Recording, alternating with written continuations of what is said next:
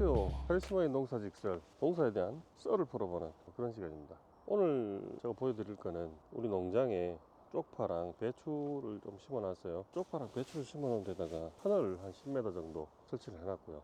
그 다음에 부직포를 또 한 6, 7m 정도 덮어놨어요. 여기서 뭘 할 거냐면 미솔이라는 중국산 온도계가 있는데 총 센서가 5개고요. 그리고 본체가 있어요. 그래서 요걸 무선인데 따로따로 설치를 해두면 그 5개의 센서에서 온도와 습도 등을 수집을 해서 본체로 전달을 해주고 본체에 기록이 됩니다. 그 기록된 정보들을 바탕으로 그래프가 본체에 쭉 형성이 되는데 그걸 컴퓨터로 데이터를 읽어서 보면서 부직포 안과 외부 온도와 비닐 터널 내부의 온도에 대한 24시간 동안 일어나는 여러 가지 변화들을 분석을 해보려고 해요. 온도 변화가 어떤 식으로 일어나는지 거기서 우리가 얻을 수 있는 정보들이 다양하거든요. 그런 정보들을 바탕으로 부직포가 적합한 대상 작물이 있을 거고 비닐이 적합한 대상 작물이 있을 거란 말입니다. 그걸 흔히 뭐 알려진 정보대로 해서 이게 좋다더라 이게 좋다더라 해서 우리가 쓰고는 있지만 쓰는 데 있어서 왜 그런지에 대한 근본적인 이유를 알게 되면 우리가 얻을 수 있는 효율성이 높아지겠죠. 똑같이 하더라도 남들하고는 이제 여러 가지로 달라질 수 있는 거예요. 그래서 오늘은 비닐 터널 그리고 부직포 그 내부 온도를 미솔이라는 온도계로 온도를 측정해서 그걸 분석을 해보려고 해요. 생긴 모양은 이런데 그래서 여기 총 그 센서가 5개인데 지금 하나는 고장이 나서 못 쓰고 4개가 있어요. 그 4개를 어떻게 설치했냐면 여기 보이시는 이 터널 안에 위에다가 하나 매달아 놨고요. 비닐 상부고 지금 요 밑에 바닥에다 하나 뒀어요. 바닥에 페트병을 쪼개서 그 안에 넣어놨고 습기 때문에 지금 저 비닐 상부에 있는 게 1번, 바닥에 있는 게 2번 센서예요. 외부에 있는 게 요게 3번입니다. 3번. 이건 그냥 밖에 둔 겁니다. 보온이 안 되고 있죠. 여기 3번. 그리고 이제 부직포 안에다가 제가 하나 넣어놨어요.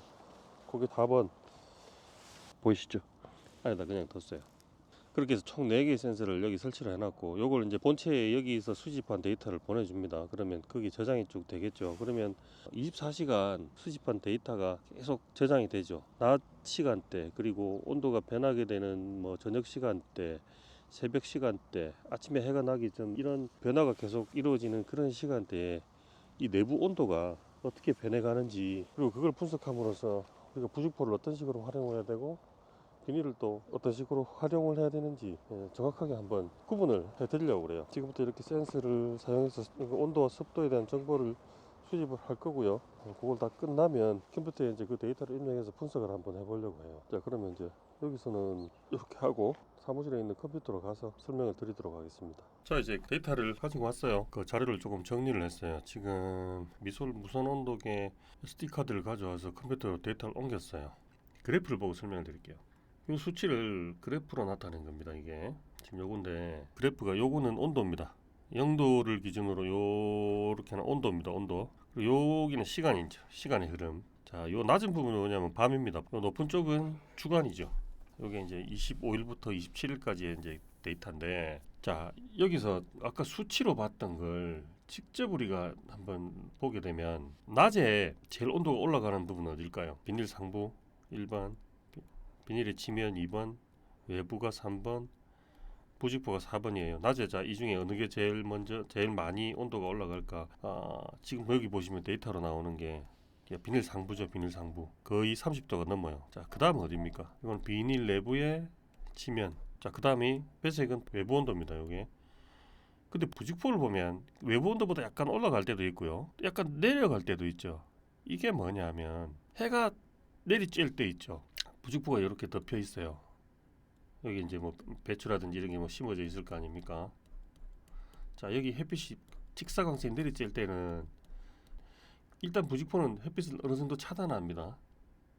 그죠? 그러니까 직사광선보다 당연히 열량을 많이 받지 못하겠죠. 뭐 빛을 살랑강으로 만들어주는 그런 효과는 있지만 약간 그늘지게 됨으로 해서 이 밑에 온도가 오히려 외부 온도보다 더 낮을 때도 있단 말이에요. 온도가 이렇게 거의 외부 온도에 비슷하게 가요. 낮에는. 그렇죠. 좀 낮거나 약간 높거나 이 수준으로 간단 말이에요. 그리고 이제 야간을 한번 볼게요. 야간은 어디가 제일 높아요? 야간은 그 비닐하우스 내부 지면이 가장 높습니다. 이건 비닐하우스 지면. 그 다음 높은 게 부직포예요. 아까는 비닐 상부가 제일 뜨거웠고 그 다음에 비닐 내부 지면이 그 다음이었는데 야간이 되니까 비닐 지면 여기보다 여기가 지온이 상승했기 때문에 상승된 지온이 외부로 분출이 되면서 지면은 따뜻하게 유지가 되는 거예요. 그래서 제일 높게 나옵니다. 근데 아까 부직포 같은 경우는 낮에 같은 경우 외부 온도가 비슷했는데 그 다음으로 높아요. 그죠? 이 두 번째죠. 3번이 비닐 상부입니다. 비닐 상부가 이제 외부보다는 당연히 따뜻할 건데 비닐 안이니까 이 비닐 지면의 이 지온 때문에 계속 안에가 어느 정도 보온이 돼서 외부보다는 조금 따뜻하게 나와요. 자, 이걸 보면 이제 비닐하고 부직포의 차이가 이제 극명하게 드러나죠. 근데 낮에 그래프를 봤을 때 온도 상승 효과는 비닐이 훨씬 높단 말이에요. 근데 야간에 보온하는 기능은 또 부직포가 더 나아요. 그리고 이 편차를 보시면 제일 높았을 때 위치를 보면 부직포 같은 경우는 수준이 별로 안 나죠. 여기서 여기까지고. 근데 비닐 같은 경우는 여기서 이까지 차이가 나니까 온도의 변화가 굉장히 크다는 거죠. 여기서 이까지 하고 여기서 이까지 하고는 온도의 변화가 엄청 큰 거죠. 이런 것들로 우리가 추론해 볼 수 있는 게 뭐냐면 마늘이나 이런 그 월동을 해야 되는 작물, 겨울에 자라는 게 아니라 겨울을 버텨내야 되는 작물들은 온도 변화가 이렇게 높은 건 좋지 않다고 생각해요. 낮에 성장을 해버립니다. 낮에 성장을 해버리면 오히려 동해를 입을 가능성이 높아져요. 월동 자체가 목적인 작물들은 온도 변화가 적은 부직포가 낫고 오히려 야간에 이렇게 보온이 되고 낮에는 외부 온도가 거의 비슷하게 유지를 해주기 때문에 부직포가 오히려 그런 작물에 맞다는 얘기죠. 그 다음에 이제 겨울에 월동 작물이지만 우리가 성장을 촉진시켜서 이렇게 그 식용으로 사용해야 되는 수확을 해야 되는 작물들, 겨울초, 상추, 시금치 뭐 그런 여러 가지 것들이 있죠. 쪽파도 마찬가지입니다. 얘들은 겨울도 나기도 나지만 비닐 안 덮어도 겨울 나요. 근데 비닐을 이렇게 덮어주거나 하면 성장을 촉진시켜서 이 정도까지 올라가니까 낮 온도는 거의 30도까지 올라가니까 우리가 그 봄 가을의 온도하고 거의 비슷하게 유지가 된단 말이에요. 그러니까 낮에 성장을 해요. 겨울에 뜯어 먹어야 되는 거는 비닐이 맞고요. 그다음에 월동 자체가 목적인 거는 부직포가 맞다는 겁니다. 자, 요거를 그러면 습도도 한번 볼게요. 습도도 똑같은데 요것도 변화를 보면 야간의 경우는 외부 습도가 높아요. 제가 있는 지역이 옆에 큰 저수지가 있어요. 그거 영향을 받은 건지 몰라도 그 노출이 되어 있는 외부의 습도가 가장 높게 이 측정이 돼요. 자, 그 다음이 뭐냐면 비닐 상부. 비닐 상부도 보면 이 어쨌든 따뜻한 공기는 위로 모이니까 뭐 이 따뜻한 공기와 함께 거기에 이제 증발이 되어 있는 수증기가 위로 모여들겠죠. 그래서 이쪽 위에가 또 좀 높게 나타나요. 그리고 낮에 그 증발이 됐던 물방울들이 저녁에 그 비닐에 막 이렇게 물방울이 맺혀 있잖아요. 그거 영향을 받은 걸 수도 있는 것 같아요. 그 다음이 부직포입니다. 부직포가 보면 밤에는 이렇게 습도가 좀 낮아요. 제일 낮은 데는 비닐 안 지면, 비닐 안에 지면. 예. 낮에 한번 봅시다. 이제 낮에 보면 공기 중에 이제 햇빛을 바로 받는 외부는 습도가 당연히 떨어지겠죠. 여기가 외부가 제일 떨어지고요. 그다음에 비닐 속이나 비닐 상부죠. 비닐 상부가 좀 높게 유지가 되죠. 이게 그럴 수밖에 없죠. 그죠? 낮에는 계속 그 열 때문에 비닐 안에 물방울이 맺힌단 말이에요. 그래서 비닐 그 상부가 이렇게 제일 높을 수밖에 없고, 자, 그다음에 부직포나 비닐하고 지면은 비슷해요. 뜨거운 열기 때문에 이제 고기는 증발이 되고 위로 다 올라가 버리니까 고기는 공기 중에 습도가 적게 나오는 거죠. 여기도 야간인데 보십시오. 이날하고 이제 수치는 다르지만 비슷하게 나오는 것이 어쨌든 외부가 이렇게 제일 높게 유지가 되고 그 다음에 이제 비닐의 상부, 그 다음에 부직포, 그 다음에 이제 그 비닐의 지면이에요. 여기서도 보면 이 부직포 같은 경우는 습도를 높지 않은 선에서 쭉 유지를 해줘요. 낮에도 그렇고 밤에도 그렇고 습도 변화의 폭이 그렇게 크질 않아요. 무슨 얘기냐면 자, 이 표를 보시게 되면 말씀드린 것들이 여기서 이제 정리가 돼야 됩니다. 자, 1번 비닐 상부, 2번 비닐 치면, 이 외부, 이 부직포 그렇게 돼 있죠. 자, 평균 온도를 보면 어디가 제일 높습니까? 비닐 치면이 제일 높죠. 외부는 당연히 제일 낮겠죠. 당연한 결과죠, 그죠? 비닐 상부가 제일 그 다음이에요. 평균 온도입니다. 낮에 최고 온도는 이 비닐 상부가 높게 나타나지만 평균적으로 봤을 때 비닐 상부보다는 비닐 지면이 높을 수밖에 없는 게 그 낮에 데워진 지온 때문에 항상 높게 유지가 된다는 얘기겠죠. 그 다음에 외부는 제일 낮게 유지가 되고 부직포 내부를 보세요. 이게 낮에 보온이 안 되는 것 같지만 야간에 어느 정도 보온 효과가 있기 때문에 평균은 이렇게 비슷하게 나옵니다. 비닐 상부와 비슷하게 나오죠. 보온의 효과는 있다는 거죠. 근데 좀 다른 게 뭐냐면 자, 최고 온도를 보십시오. 최고 온도 이 비닐 상부 30도까지 올라갑니다. 그 다음에 이 비닐이 치면 28도까지 올라가요. 외부 22도까지 올라갑니다. 근데 부직포 내부는 보세요. 부직포가 20도죠.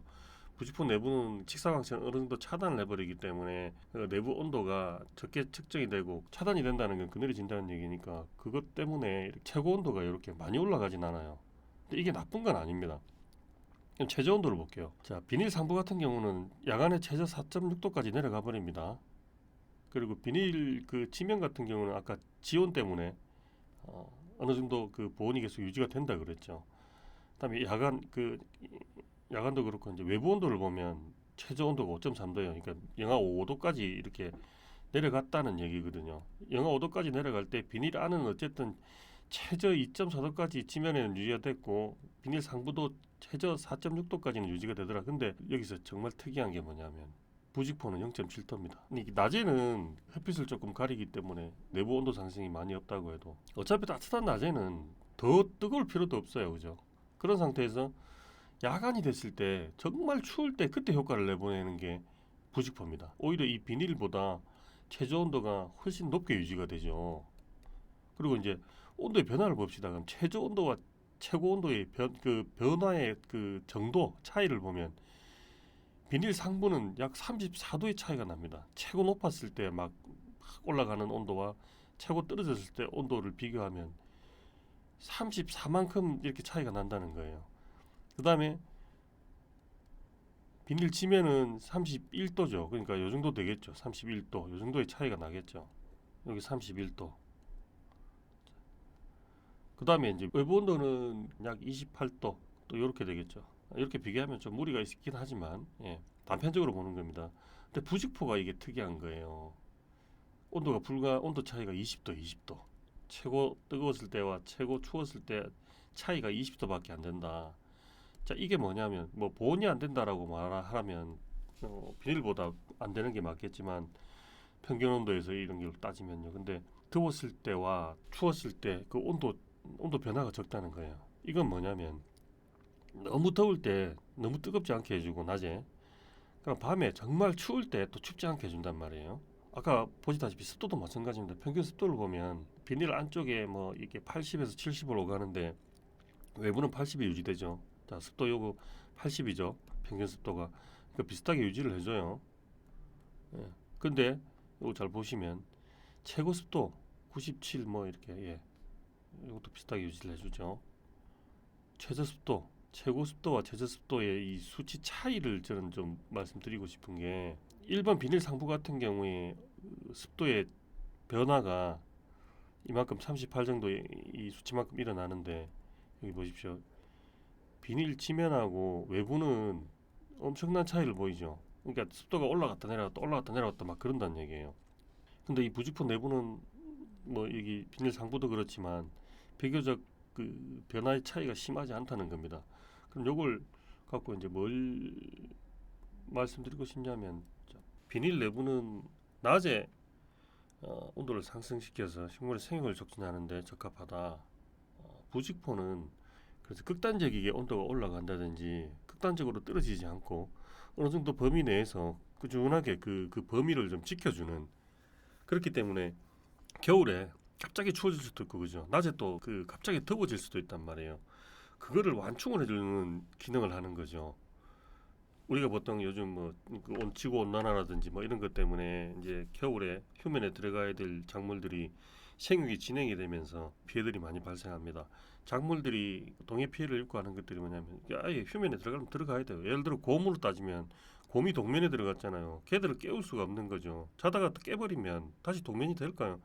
그러니까 휴면이 된 애들은 계속 휴면인 상태에서 봄까지 가야 되는데 기온이 상승함으로 해서 이제 그런 휴면이 깨지고 그렇게 되면 이제 시스템이 교란이 되는 거죠. 추울 때 추위를 견디지 못하고 동해를 입거나 냉해를 입게 되는 겁니다. 부직포는 월동을 하는 작물. 겨울에 생육을 해서 크는 게 아니라 성장을 멈추고 휴면에 들어가서 월동을 하는 그런 작물들에게는 부직포를 쓰는 게 맞고요. 그다음에 겨울에 생육을 촉진을 해서 식용으로 먹는 그런 작물들은 비닐을 덮는 게 맞는 것 같아요.